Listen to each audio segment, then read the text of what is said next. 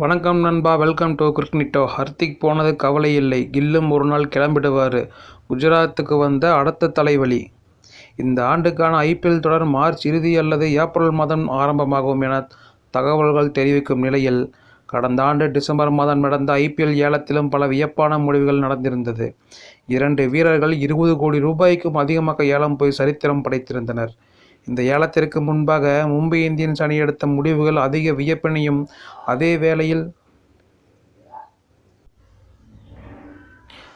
வேளையில் ரசிகர்கள் மத்தியில் அதிர்ச்சியையும் உருவாக்கியிருந்தது.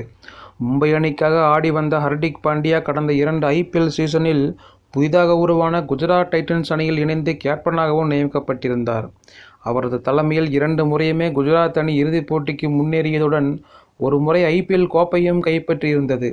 2 சீசன்கள் குஜராத் அணிக்காக ஆடிய ஹர்திக் பாண்டியாவை மும்பை இந்தியன்ஸ் அணி மீண்டும் டிரேடிங் முறையில் பெற்றுக்கொண்டதன் அவரை புதிய கேப்டனாகவும் நியமித்தது. ரோஹித் கேப்டன் பதவியிலிருந்து விலக்கிவிட்டு ஹர்திக்கை கேப்டனாக மாற்றிய மும்பை அணியின் முடிவு ரசிகர்கள் மத்தியில் கடும் கோபத்தை உருவாக்கியிருந்தது.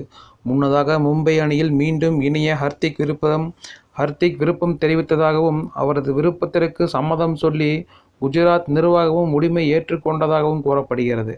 அவரது தலைமையில் மும்பை அணி ஐபிஎல் உள்ள சூழலில் ரோஹித்துக்கு நேர்ந்தது பற்றிய கருத்துக்களும் இன்னும் ஓய்ந்தபாடில்லை. இந்த நிலையில் ஹர்திக் பாண்டியா குஜராத் அணியிலிருந்து விலகியது பற்றி இந்திய அணியின் வேகப்பந்து வீச்சாளரும் குஜராத் டைட்டன்ஸ் அணியில் இடம்பெற்றுள்ள வீரருமான முகமது ஷமி சில கருத்துக்களை தெரிவித்துள்ளார்.